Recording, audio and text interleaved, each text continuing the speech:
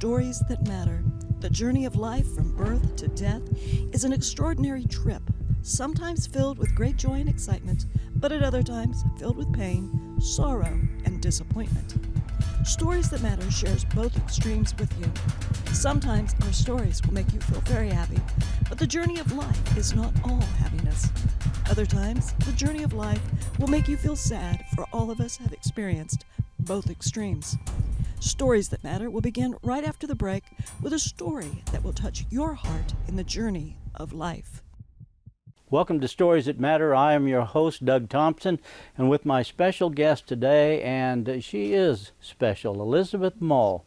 And Elizabeth, tell me about yourself. I've read where you were from Morganville. Yeah. Where is Morganville? It's near Clay Center, Kansas, which is near Manhattan, Kansas, 45 minutes or so from, for those who don't know. And yeah, I'm here for my songwriting, and I grew up on a farm, and my father was a farmer who played country guitar, and my mom taught strings, violin, cello, viola, bass. So I got an interesting mix of influences and grew into a songwriter. Does your parents still live on the farm? Yes. Still work the farm? They are, yes, he does, yep, and she still teaches. Well, that's awesome. Yeah. Matter of fact, you can't see her on screen, but your mom's out in the lobby area as we film this today, and got your little one. Yes, got my little boy with her. And your little boy, his name is? Calvin. And Dad is? Scott. And Scott's in the military. That's right. What does Scott do? He is a pilot in the Air Force. How long has he been in the military? Let's see, officially I think 6 years now. 6? Mm-hmm. And where all has he been stationed? He started his training in Oklahoma, and then we went to California, Travis Air Force Base, and we were really lucky to come back here to McConnell because it's so close to our family. So it's good to be in Kansas again. Was he a pilot? Would he join the military? Yes. Was he? That's what he went in for. How did he get his pilot skills? Was he private? He did ROTC. ROTC. He went to K-State at Salina, so he got to do all the training. It was a good path. That's a very good facility, K-State Salina, and the work really they do is. at the aviation is absolutely fantastic. It is. That's good for him. Yeah. Now, is he a fighter pilot? Nope, he flies actually the new KC-46 that they have at McConnell. It's their newest tanker, and it is a refueler, so it refuels the other airplanes in the air, which of course stresses me out a little, but they do it. So. Yeah, they do it. Yeah, you're right. They do it. Does he like the military? Oh yes, he loves it. And we were talking just a little bit ago about your little one. Tell me again, how old? He's just over a year. Okay. Just a few weeks. But you have some other news too. Yes, we're having another one. Going to be in number the 2. Summer. And what's your best guess on the due date? We're thinking end of June, early July. Okay. So somewhere. And this one, you don't know it yet, but this one will be a little girl. Well, I've been hearing that. I've been hearing that from people, so we'll have to see. Just a guess. We have a 50-50 chance of being right. Yes, so we'll have to let awesome. you know. I know you and Scott Right. didn't want to know yet. You're just going to wait and be surprised. That's right. That's pretty cool.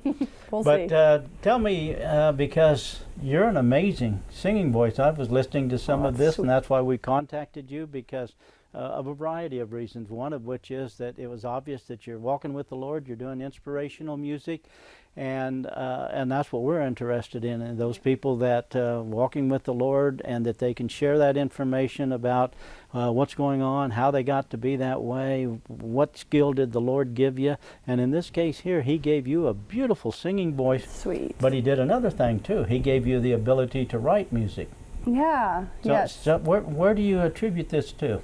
Well, like I said, my parents both were musical in their own realms, and that definitely gave me the technical background, I think. Learning cello, I learned cello from my mom, I think when I was 6. And then my dad and he would just play guitar and I'd sing with him. So that was more the fun outlet, that we would do. But I learned piano when I was 12 and started writing songs, honestly, as therapy and as prayers to God. It was, for some reason, easier to write what I felt to God than to just say it. I don't know. Music sometimes adds a little oomph to what we're doing, or adds another level than what we can just say. And I just loved it. When I couldn't deal with school or bullies or whatever it was nice to go home and be able to sit and let it out that way. I hear that a lot from people who are talented in that area, so they can sit down and they can just play the guitar or play something and it's relaxing to them, therapeutic. Yes, yes. I know a lot of people say, oh, how could you do that? That's so much more work. But it actually, for me, makes it easier to put thoughts into words and things. So did you start singing in public at an early age? Yeah, I think the first festival I did with my dad was in Clifton, Kansas. They had a country music festival there, and I would sing and he'd play guitar. I think I was 4th or 5th grade. Really? And of course it was all just fun. I didn't think I'd be a singer or anything like that for a long time. But yeah, kind of out and doing things locally, pretty young. And then when I got into high school, I thought, you know, I love this. Maybe this is what I should do. So did you sing in church? Oh yes, yep. And I ended up being their piano player as well. And we would do specials there, and a small church, but you enjoyed it. Something I loved, yeah. Do you still sing in church? Yes, I do. All the churches we go to, wherever we move.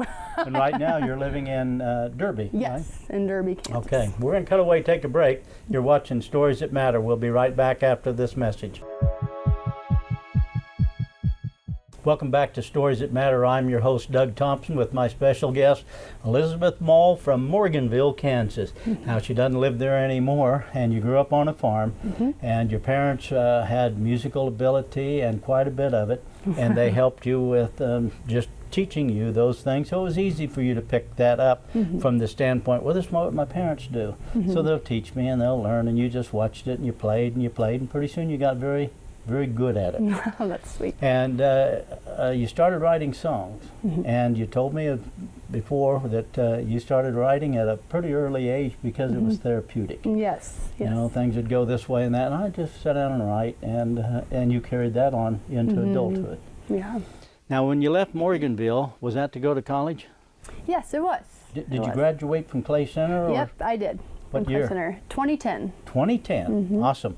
Awesome. We have a lot of friends up in Clay Center, and this show goes to Clay Center. Okay. And a lot of other spots. So they'll get a kick out of getting to see you. So then you took off for college, and where'd you go to college? I went to College of the Ozarks. Hard Work U. Yes, that's right, in Branson. And Hard Work U, meaning from the standpoint when you got there, they don't want kids leaving from there with debt. That's correct. And so you worked on campus? Yes, I did work on campus. What'd you do? I was really lucky to get in the music department right away. Usually that's not a freshman job, but they needed a pianist to accompany their voice and instrumental students. So I was able to do that for my first semester. So I was an accompanist. I also got to play at the Keeter Center, which is their fine dining restaurant they have, and they usually have background piano players and things like that. So I got to do all that and help with, you know, setups for musical events and things like that. And they aren't kidding about the hard work part, because that was about the hardest I've worked in my life. I understand. We do a lot of things in Branson, and matter of fact, we have mutual friends because we know the Petersons. And you went to school with Ellen and Katie? Yes, I did. Okay, and they're of course part of the Petersons that are in Branson, and when we finish here, we'll show you a television show that we did that's actually, it was a TV show that was a 1-hour special, went nationwide. That's very And neat. the Petersons were the lead-off group with that. We love the Petersons. They're just good people. They are. And they love the Lord, and so those are the things that we love about the Petersons too. They are. So you've been doing a lot of music after you left College of the Ozarks. You and Scott married, Yes. and then you went to California? Yes. And then came back, and now you're in Derby, and so you're pretty close to the family. Yes. And that worked out really well for you. It really did. It really, really did. So what are you doing in the music field now? So I still write music from home, it's really nice that we live in the internet age for what I do, because I stay at home with my little guy, and also am able to still create all the songs in a personal studio in one of our rooms in our house.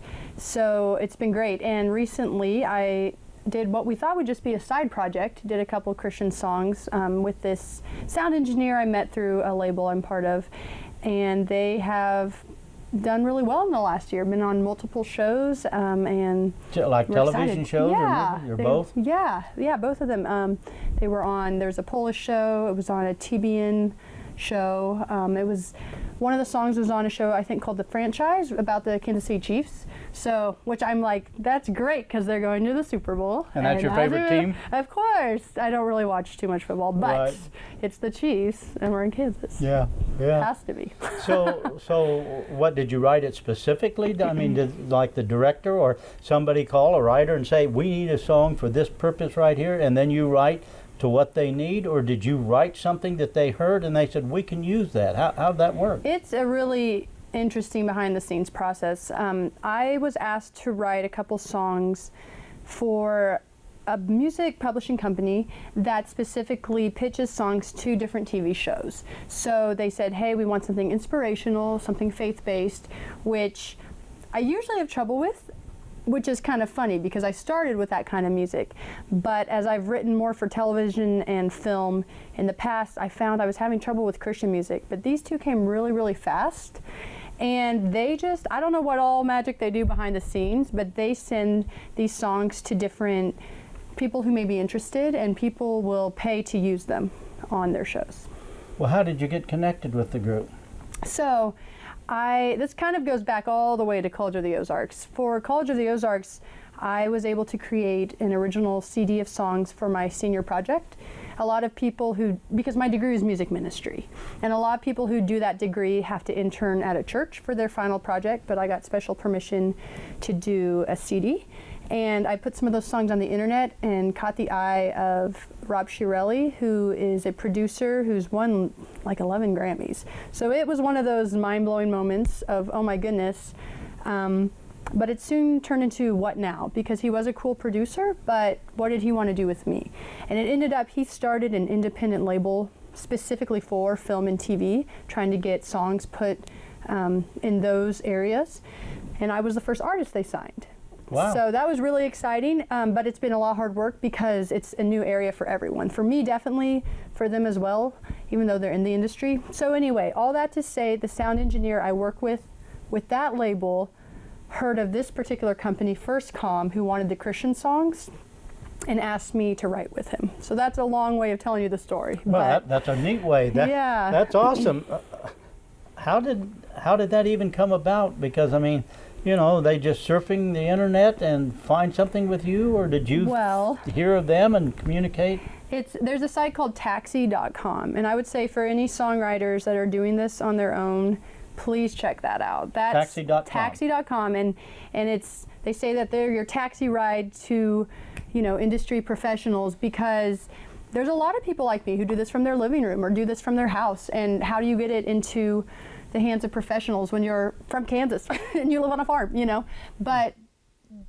And you have to pay for it, but this producer was specifically looking for artists and songwriters like me. So they browsed through these people, and you know, your chances are still small because there's a lot of us, but once in a while they find you. So when you say you have to pay for it, you pay to be on? You pay as a member. As a member. And then if they like something that you have, do you get paid back and get money for it? You can be, depending on who likes your song. Sometimes publishing companies specifically want a song, so to use it, they will pay you. This producer, though, this was all a kind of connections thing. He reached out to me.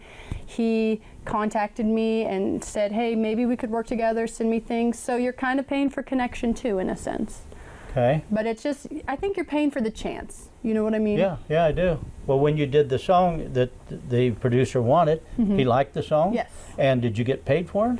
That song led to us, no, we haven't pitched that anywhere because it was a very unique song, but that led to us creating, I think, 5 albums together. Really? Yeah, I've had some put on some shows. One was on MTV, one was on a national ad campaign for Tetra Pak, which is in Walmart. Anyway, so it's exciting. So how does that feel? You'd be watching something on TV and bingo, here comes your song on there. It is unreal. Yeah. It truly is unreal.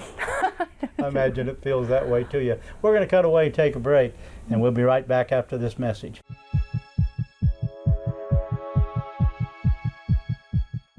Welcome back to Stories That Matter. I'm your host, Doug Thompson, with my special guest, Elizabeth Mall. And if you've been listening to this, you know that Elizabeth started out on a small farm up by Morganville, went to school at Clay Center, graduated from Clay Center in 2010, got married to Scott, and her and Scott moved out to California. He's a pilot in the military, in the Air Force, and now they're stationed in, he would be stationed at McConnell. Yes.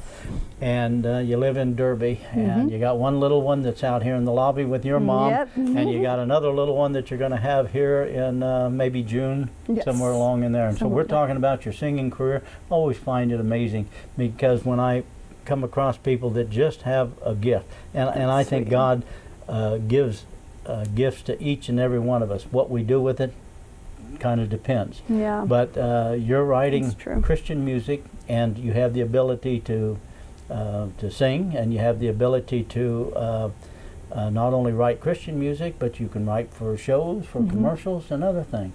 Is there a time when you go through this, I've had songwriters and very talented people tell me, say, when it comes to me, it's just like that. I can sit down and I can write a wonderful song that's 30, 45, in 30, 45 minutes or less, I've written a song that is just like everybody, wow. Yeah. And another time I can sit down and I write for 2.5 hours and I just throw it away because it's bad. You run across some of that? Oh, of course. It's always different. But I try to write a large amount of songs now because I work with a label, and so I've had to put those deadlines on, and what's funny is I found for me often having that deadline makes me write the song, and usually it turns out better than you think if you'll just do it. And I think that does say a lot. You were talking about God gifts us. I think often that's what I found creatively. I keep wanting it to be perfect, or the perfect circumstance, or the right words, to give honor to God, especially if I write a Christian song. I used to get so hung up on not having the words, but we just got to do it. Yeah. Yeah, I do. I understand that. I get the pleasure of writing a newspaper article for the religious page in the newspaper weekly. And if I say, okay, I think I'm going to sit down and really write a good one, I spend a long time, it doesn't happen. So true. And I can be in the car driving some way, and there will be something that happened as I'm on my way somewhere, and something that'll happen, so, oh yeah, I like that. I'll come down and on a little sticky note I'll write something down, and I can peel one out in 5 minutes. Yeah. And it's good, but if I'm really working at it, not so much. I Looks like relate. I've been thinking about it and thinking too much about it and so forth. What's next for you? What's next? I don't know, but since I've had these 2 Christian songs placed, I personally have been doing the writing of a lot more Christian songs, and I don't know if they'll go somewhere. I had a block for a while writing Christian songs, and I think part of it was a hang up with the Christian music industry. I just thought, I see these issues, and I've come to a place where I'm like, we can criticize God's people and what they're trying to do all day long, because we're not perfect. But sometimes we just have to speak the message to them. So it's been helping me be able to write Christian music. I think I was at a place where it was almost too sacred. I thought I would never have the right words or never be able to fully express what needs to be expressed. And I'm learning we don't have to have the right words, because He's the one who does it. He's the one who works the power through the music. So, all that to say, I've been writing more Christian songs. I still work with my original label trying to write for TV and film. So, we never know when a show picks something up. It's really exciting when it does, but I think we'll just continue on that path. I may have asked you this already. We may have had this conversation off camera, but what's it feel like when you're watching something on television? That's my song. Yeah, that's my song. And then you go to Scott, look, Scott, that's my song, and you pick up your little one, and it means nothing to him yet because he's a little one. It's twofold. It's really cool and really mind-blowing in the one sense. But in the other sense, there's this realization that this doesn't complete me. This isn't my identity. Because I think as just starting out, I thought if I could just have that, I'd be, a real singer, or I'd be a real songwriter and be happy. And I really have learned in the last few years, truly God only does that. Really. He really does. And it's great to be part of something He's working through, but He's the one who brings the joy. So it's double. It's really exciting and really humbling to realize this is just part of the journey, and He's doing the work, and I get to be part of it. You had one of your Christian songs that's been on the 700 Club. Yeah. And what's the name of that one?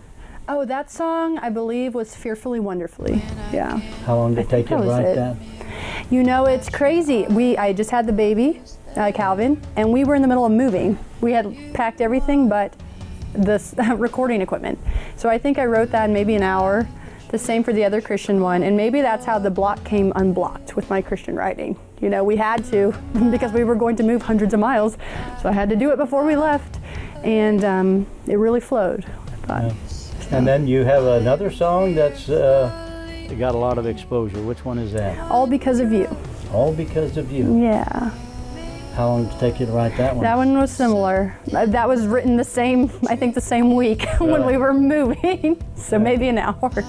Yeah, right. it's really going to neat. be interesting to see what you do here in the future. Yeah. And, you know, I like the idea that you get to work from home and be a stay-at-home mom. Yeah. And you're doing things here that can, you know, you can hit a home run you already have. Yeah. Because just to be able to be on 700 Club and some of those, Yeah. pretty soon why it will get to be that people are looking for a song and that's, well, that's Elizabeth. They'll recognize that. Yeah, you pick that up. And on the screen, as you've been watching this, we have some footage of Elizabeth, you know, some pictures of her and a little bit of music that you have done, and that's absolutely awesome. Thank absolutely you. Awesome. Very proud of you. Thank you. You know, I just think sweet. I think it's just really, really good. We're going to cut away and take a break. When we come back, well, we'll visit a little bit more with Elizabeth Mall, and thanks for watching. We'll see you in a minute.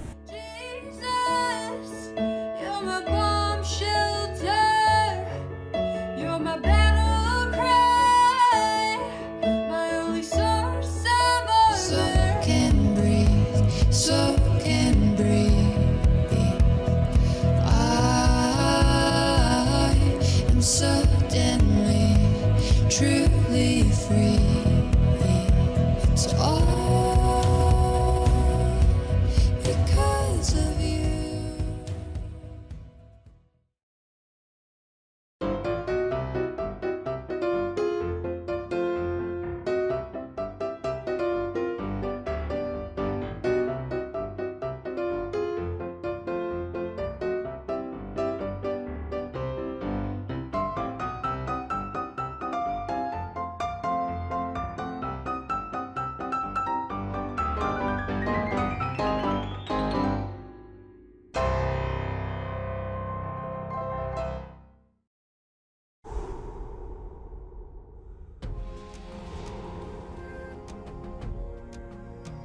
There's 4 prongs to helping women who desire to exit the sex industry. There's prevention and awareness. Second prong is rescue, so getting them out of that lifestyle. And the third prong is recovery. And then there's reintegration, transitional care, and that's what the homestead is. The Salina Rescue Mission is more than a homeless shelter for men. We are a life transformation center. The Salina Rescue Mission provides food and shelter for the soul through our programs. We are helping people with real struggles make real change in Jesus' name, because life is more than just a meal and a bed.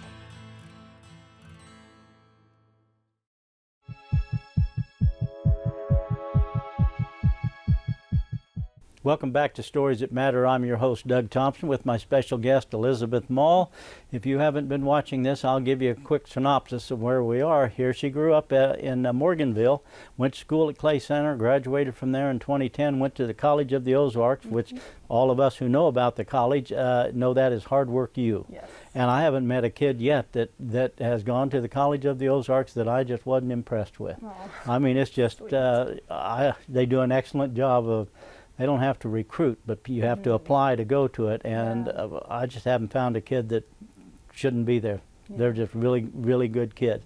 She's a songwriter and working a lot in the Christian music, writing some songs there. She's got some songs that are been on the 700 Club and a lot of other, some television shows, and she's a mom. Her mom and her little one are out in the lobby area here when we film this, and you and Scott are going to have another one here in June, I think. Yes. So what are you looking forward to next, other than obviously time with the kids?